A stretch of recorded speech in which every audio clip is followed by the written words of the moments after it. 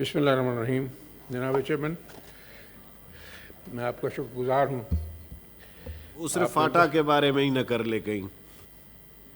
आपने वक्त दिया। कल दिनेश कमार साहब ने कुछ गिरियाजारी की। मेरी भी ये आपसे दरख्वास्त है कि जो नकात उन्होंने उठाए हैं महरूम लोगों के लिए, उन पे ज़रूर गौर होना चाहिए। इसलिए कि शायद इन लोगों का ज़्यादा हक़ है, क्योंकि इनके मसाइल भी बहुत बड़े हैं। एक पॉइंट जो मैं समझता हूँ बड़ा पर्टिनेंट इन्होंने उठाया, हर दफ़ा उठाया जाता है ऐसा है कि सेनेट क्या एक कोई पोस्ट ऑफिस है? जब सारे के सारे बिल जो हैं सेनेट वैलिडेट करता है, तो फाइनेंस बिल का क्या तबर्रुक है कि it can not be touched by the senate even with a long पोल। इस पे जनाबे वाला सेनेट की जो सही पावर है ओरिजिनल, उसको सही मानों में इस्तेमाल भी करना चाहिए और हाउस ऑफ फेडरेशन की विजडम और सगेसिटी को भी इस्तेमाल करना चाहिए। तो मैं समझता हूँ ये बड़ा लॉप साइडेड सा कानून है, इसमें अमेंडमेंट की बड़ी ज़रूरत है। मैं आपसे और हाउस से अपील करता हूँ कि इस पर कलेक्टिवली एक अमेंडमेंट जो है मूव की जाए ताकि इसको रैशनलाइज कर दिया जाए। बजट जो है जिस पे तरह तरह के तबसरे हो रहे हैं, लेकिन बदकिस्मती की बात यह है कि हाल ही में जो हमारी मुमलिकत खुदादाद और जो विरसे में मिला, वो खलफ शार, वो दरोगोई, वो फितना परदाजी और वतन दुश्मनी के सिवा कुछ न था। हमारी तरफ से जो इनको विरासत में दिया गया था हमारे दोस्तों को, वो उठती हुई मईशत की रोशनी थी, मोटरवेज़ के जाल थे, बिजली की रोशनियाँ थीं, इत्मीनान था, तफाखुर था, काबिल तस्खीर नाकाबिल तस्खीर दफ़ाई निज़ाम था, जौहरी सलाहियत थी, इज़्ज़त थी, वक़ार था। लेकिन बदकिस्मती से तागूती ताकतों ने 2 जज, 1 जर्नैल, 1 सियासतदान की बाहमी साजिश के नतीजे में मेरा बसता हुआ वतन उजाड़ने की मज़मूम हरकत की। तीन दफ़ा के मुंतखब प्राइम मिनिस्टर जिसने एहसान किया, मेहनत की, कुर्बानी की, ख़तरात मूल लिए, तो इस मुल्क के खुदादाद को डिफेंस इम्प्रेगनेबिलिटी दी और आत्मी ताकत बनाया, जिसमें न सिर्फ पाकिस्तान, सारी इस्लामी दुनिया के लोग फ़ख्र करते हैं। उनको अंदर बंद किया, दुख दिए, तकलीफ़ें दी नाजायज़ केसों में, जो कि केस बनाने वाले भी कहते हैं गलत केसेस थे, और आइडेंटिकली उनकी बहादुर बेटी को पाबंद सलासिल किया, उनके भाई को कैदोबंद में रखा, उनके सारे दोस्तों को, उनके सारे साथियों को जो बड़े एस्ट्यूट पॉलिटिशियंस हैं उनको कैदोबंद में रखा। ये हमें उस मेहनत का इनाम दिया गया। अब ये सितम रसीदा और तबाह हाल नैया को दोबारा पार करने की जद्दोजहद जारी है। हमारा चैलेंज मुश्किल है। हम उन दहशत ज़दा दहन दरीदा ग्रोह से नबरदमा हैं जो सरासर दरोगोई के बावजूद सच्चे होने का दावा करते हैं। उन्हीं चैलेंजेस के मुकाबले के लिए हालिया बजट एक बामैनी कोशिश है। अनुषा साहबा, हर दफ़ा जब मैं आता हूँ आप ज़रूर उसमें खुशी होती है मुझे। ये डेवलपमेंट बजट है, गुरबा के लिए सहूलतें पहुँचाने, बेनज़ीर इनकम सपोर्ट के दायरे असर को बढ़ाने। आपको याद होगा ये बेनज़ीर इनकम सपोर्ट का नाम हमारे दोस्तों ने बदल दिया था। हालांकि पीपल्स पार्टी की हुकूमत के बाद मुस्लिम लीग की हुकूमत आई थी, उन्होंने उसको कायम रखा। इन्होंने बदला, पता नहीं एहसास या हसास क्या बनाया उसको, जो कि मुनासिब नहीं था। एक शहीद लीडर थी, उनके नाम के अम्ब्रेला के नीचे ये चलना चाहिए था। और इसके अलावा अब जो है दोबारा उनके नाम के साथ इस बजट को भी एक्सपेंड किया गया है। یہ بجٹ فکسڈ انکم گروپ کو اور پینشن والوں کو اور تنخواہ کے ذریعے سہولتیں لینے والوں کو میں اضافہ کیا ہے اس بجٹ میں. شعبہ زراعت کو فعال کرنے، نوجوانوں کو اسکلڈ ہینڈ میں بدلنے اور روزگار پیدا کرنے اور امپلائیز کی بجائے امپلائر بنانے کا مشن ہے. پرائم منسٹر کہتے ہیں کہ یوتھ ہمارا جو ہے they are the architect of a future. تو اس کے لیے ایک ویژن ہے جس کے اوپر عمل شروع ہو گیا ہے. سولر سسٹم کی تنصیب کے منصوبے لگانے کے پروگرام بنائے جا رہے ہیں اور بن چکے ہیں. اور صحافی جو کہ ہمیشہ شکایت کرتے ہیں اپنی اسرت سامانی کی، ان کے لیے انشورنس کا بندوبست کیا گیا ہے.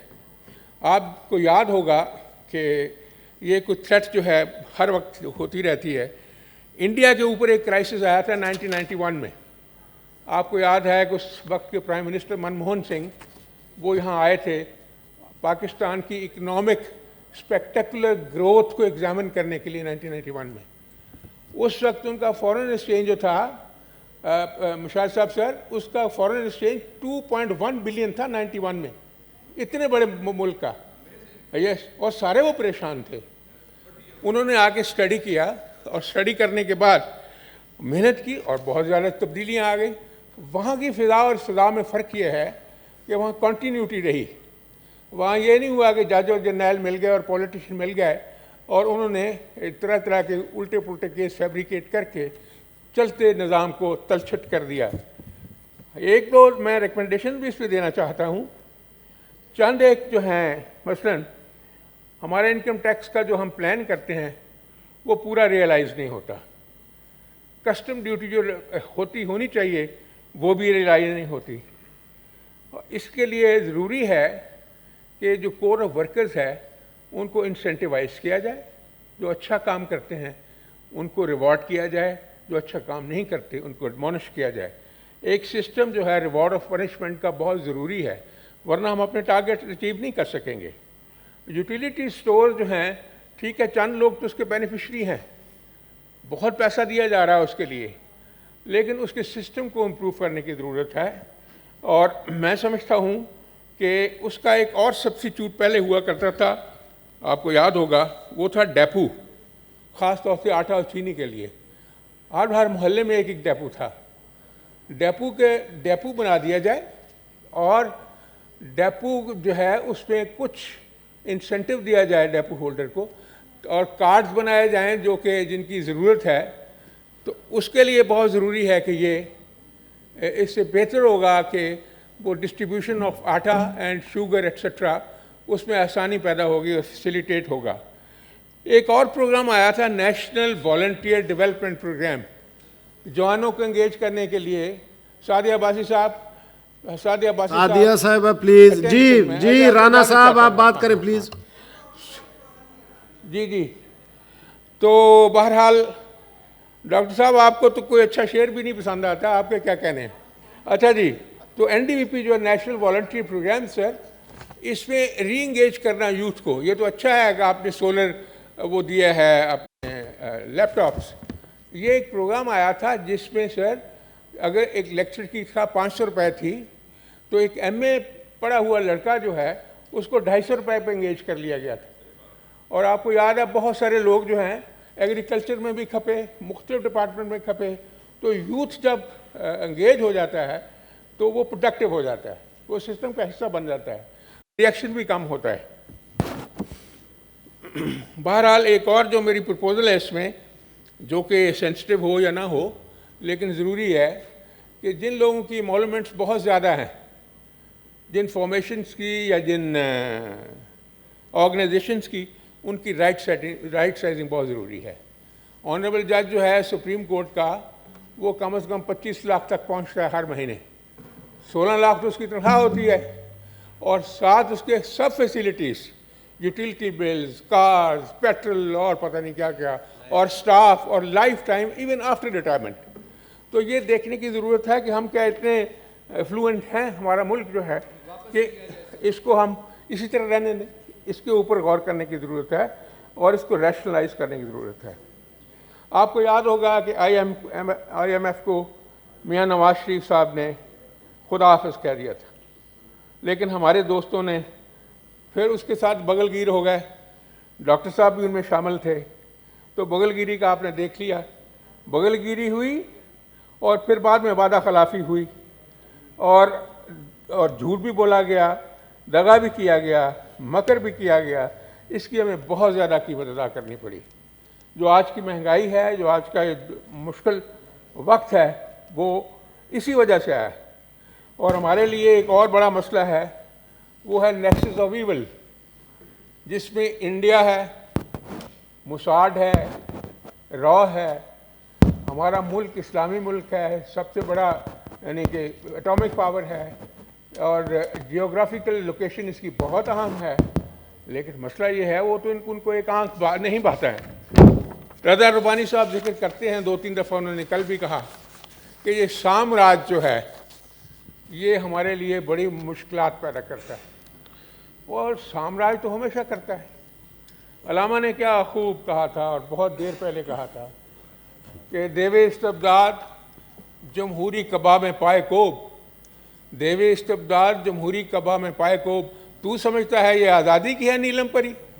یہ امریکہ کی تعریف کی تھی علامہ نے، ویژن والے آدمی تھے، پروفیٹک کو انہوں نے جو بھی کہا کہ یہ جو اپنا ایک جن ہے استبداد کا، وہ اس نے جمہوری کعبہ پہنی ہوئی ہے، اور لوگ سمجھتے ہیں آزادی کی نیلم پری ہے۔ یہ آزادی کی نیلم پری نہیں ہے، یہ آزادی کے خلاف ہے۔ اس لیے میں سمجھتا ہوں کہ جو انہوں نے ہمارے ساتھ کرنا ہے اور جو IMF کر رہی ہے، انہی کی وجہ سے کر رہی ہے۔ ہم جیسے ملک جو ہیں ان کے لیے بڑی مشکلات ہیں، اور خاص طور سے پاکستان کو، اس لیے جو ابھی انوویشنز کی گئی ہیں بڑی بڑی، آپ دیکھیں کہ حالیہ تاریخ میں ابھی کچھ دن پہلے یہ کبھی ہوا تھا تاریخ میں کہ پاکستان کا پرائم منسٹر اور ایران کا پریزیڈنٹ وہ اکٹھے ہوں بارڈر پہ، بارڈر مارکیٹ کو انوگریٹ کریں، بارٹر سسٹم کو انوگریٹ کریں، اور اس بارٹر سسٹم میں جو پیٹرولیم گڈز ہیں، جو سب سے مہنگی چیز ہے، جس کا سب سے زیادہ امپورٹ بل ہوتا ہے، اس کو وہ ہمیں اجازت دے دیں کہ آپ لے لیں، تو یہ بڑی بڑی سہولت ہو جائے گی میں سمجھتا ہوں، اور مارکیٹس کو مینج کرنا آسان ہو جائے گا۔ اور آپ یہ بھی دیکھیں کہ جو رشیا سے تیل آنا شروع ہوا ہے اور وسطی ایشیا سے ہونا شروع ہوا ہے، کل LNG کا ایک معاہدہ ہوا ہے، ڈاکٹر صاحب سن لیں، یہ سچی باتیں ہیں، جو معاہدہ ہوا ہے کل LNG کا جو معاہدہ ہوا ہے، اس کا آپ دیکھیں قطار اندر قطار کنٹینر آ رہے ہیں سر، پہلے کبھی ہوا تھا؟ اس لیے گورنمنٹ ان سٹیپس پر چل رہی ہے جو ملک کی معیشت کو بہت زیادہ بہتر کر دیں گے۔ اور یہ بڑی حیرانی کی بات ہے کہ اتنے بڑے کارگوز جو آ رہے ہیں ان کی ادائیگی جو ہے وہ چائنیز کرنسی میں کی جا رہی ہے، اس سے ہماری ڈالر کی جو ہے محتاجی بہت کم ہو جائے گی۔ اور ایک اور بات جو میں سمجھتا ہوں وہ بھی علامہ نے کہا تھا، وہ تو ہمارے پاس ایک علم کا پیغمبر ہے نا، کہ ایران کا جو انہوں نے کہا تھا، تہران ہو گر عالم مشرق کا جنیوا، تہران ہو گر عالم مشرق کا جنیوا، شاید کرائرز کی تقدیر بدل جائے۔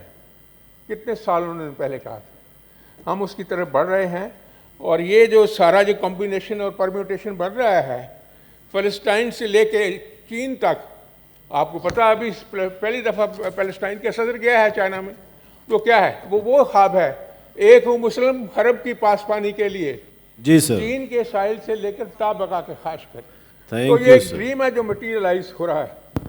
میں تھوڑا سا 1 منٹ صرف لوں گا۔ جی جی جی پلیز۔ ہمارے ساتھ زیادتی بھی انہوں نے کی ہے، امریکہ جو کرتا انہوں نے ہمارے ایک معصوم لیڈر سے بھی دھوکہ کیا۔ انہوں نے پہلے خط لہرانے کو دیا، اس میں دھمکی دی تھی، جب اس تاریخی ہستی نے اس کا تجزیہ کیا تو بے وجوہ اور بے وجود عمل لگا۔ سازش تو پاکستان سے اندر سے ہوئی تھی، پھر پتہ چلا کہ پاکستان کے اندر فوجی جرنیل نے نہیں کیا، ایک کیئر ٹیکر چیف منسٹر نے کیا۔ ان کی عقل اور شناخت کی تشخیص پر قربان جانے کو دل چاہتا ہے۔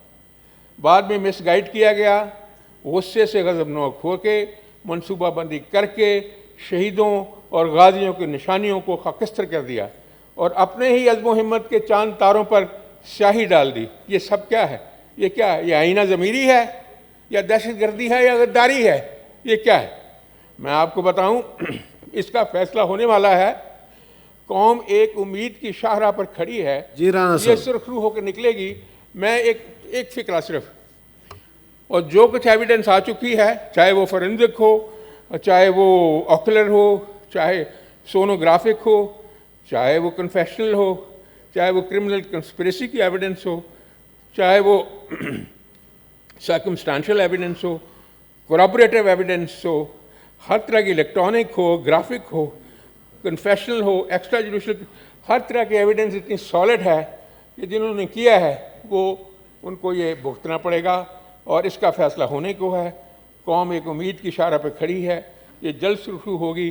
اور شہیدوں کے ساتھ جو ہوا ہے، میں آپ کو عرض کروں شہیدوں کا کیا مقام ہے؟ میرے خاک و خون سے تو نے یہ جہاں کیا ہے پیدا. صلائے شہید کیا ہے تو وہ تاب جاویدانہ. آگے ذرا دیکھیے آ کے، وہ فیض نے کہا تھا، کیا کمال ہے شہیدوں کی قیمت. اتنے ناداں تو نے تھے جہاں سے گزرنے والے، اتنے ناداں تو نے تھے جہاں سے گزرنے والے، نا سے ہو پن گرو رہ گزر تو دیکھو. میں آپ کو عرض کروں ہمارے لیے مشکلات ضرور ہیں، لیکن ہمارا عزم ان مشکلات پہ قابو ڈالے گا. کہتے ہیں کہ جس دور میں جینا مشکل ہو اس دور میں جینا لازم ہے. جس دور میں جینا مشکل ہو اس دور میں جینا لازم ہے. انشاءاللہ جی کے دکھائیں گے اور کامیابی کے ساتھ. تھینک یو سر، بہت مہربانی.